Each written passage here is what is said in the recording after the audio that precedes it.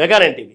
ఆంధ్రప్రదేశ్లో స్థానిక ఎన్నికల వేడి క్రమంగా రాజుకుంటుంది. ఎన్నికలు నిర్వహించేందుకు ప్రభుత్వం సానుకూలంగా ఉండటంతో అధికార యంత్రాంగం సైతం ఏర్పాట్లను వేగవంతం చేస్తుంది. ఓటర్ల జాబితాల పరిశీలన, పోలింగ్ కేంద్రాల గుర్తింపు, ఎన్నికల సామాగ్రి సిద్ధం వంటి కీలక అంశాలపై రాష్ట్ర ఎన్నికల సంఘం ఫోకస్ పెట్టింది. అక్టోబర్లోగా స్థానిక ఎన్నికల ప్రక్రియ పూర్తి చేయాలనుకున్న టార్గెట్తో ప్రభుత్వం ముందుకు సాగుతుందా?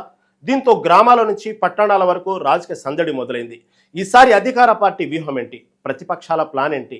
ఇప్పుడు ఏపీ రాజకీయాల్లో ఇదే హాట్ టాపిక్ గా మారింది.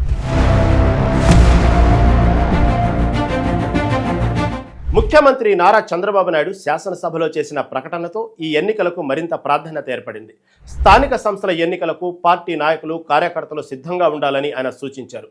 అదే సమయంలో ప్రభుత్వం అమలు చేస్తున్న సంక్షేమ, అభివృద్ధి కార్యక్రమాలను ప్రజలకు వివరించాలని పార్టీ శ్రేణులకు దిశానిర్దేశం చేశారు. దీంతో గ్రామాలు, మండలాలు, పట్టణాల్లో రాజకీయ కదలికలు మొదలయ్యాయి.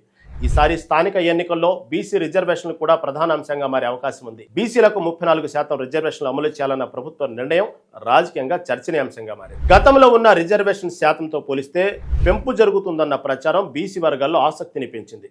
దీంతో స్థానిక ఎన్నికల్లో బీసీ ఓటర్ల పాత్ర మరింత కీలకంగా మారే అవకాశం ఉంది. ఇదే సమయంలో వైఎస్ఆర్ కాంగ్రెస్ పార్టీ వైఖరి కూడా రాజకీయ వర్గాల్లో చర్చకు దారితీసింది. స్థానిక ఎన్నికలను అధికార పార్టీ తరహాలో తాము ప్రతిష్టాత్మకంగా చూడటం లేదని వైసీపీ సీనియర్ నాయకుడు బొత్స సత్యనారాయణ చేసిన వ్యాఖ్యలు రాజకీయ చర్చకు కారణమయ్యాయి. ఎన్నికల ఫలితాలు తమ పార్టీకి పెద్దగా ప్రభావం చూపవన్న రీతిలో ఆయన చేసిన వ్యాఖ్యలను కూటమి నేతలు తమకు అనుకూలంగా మలుచుకుంటున్నారు. వైసీపీ వ్యాఖ్యలపై తెలుగుదేశం పార్టీ నాయకులు విమర్శలు చేస్తున్నారు. ఎన్నికలకు ముందే ప్రతిపక్ష పార్టీ తన ఓటమిని అంగీకరించినట్లుగా బొత్స వ్యాఖ్యలు ఉన్నాయని వారు అంటున్నారు. మాజీ మంత్రి సోమిరెడ్డి చంద్రమోహన్ రెడ్డి సహా పలువురు నాయకులు వైసీపీపై విమర్శలు గుప్పిస్తున్నారు. ప్రజల్లో వైసీపీపై వ్యతిరేకత ఉందని, స్థానిక ఎన్నికల్లో కూటమి బలమైన ఫలితాలు సాధిస్తుందని వారు ధీమా వ్యక్తం చేస్తారు. అయితే ఎన్నికల ఫలితాలు ముందుగానే నిర్ణయించబడ్డాయని చెప్పడం కష్టం. స్థానిక ఎన్నికల్లో అభ్యర్థుల వ్యక్తిగత పరిచయాలు, గ్రామస్థాయి సంబంధాలు, స్థానిక సమస్యలు, సామాజిక సమీకరణాలు కూడా ప్రభావం చూపుతాయి.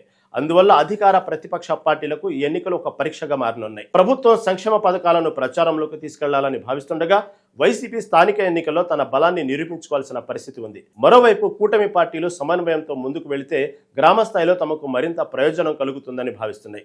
ఎన్నికల షెడ్యూలు, అభ్యర్థుల ఎంపిక, రిజర్వేషన్లపై స్పష్టత వచ్చిన తర్వాత అసలు రాజకీయ పోటీ మరింత వేడెక్కే అవకాశం.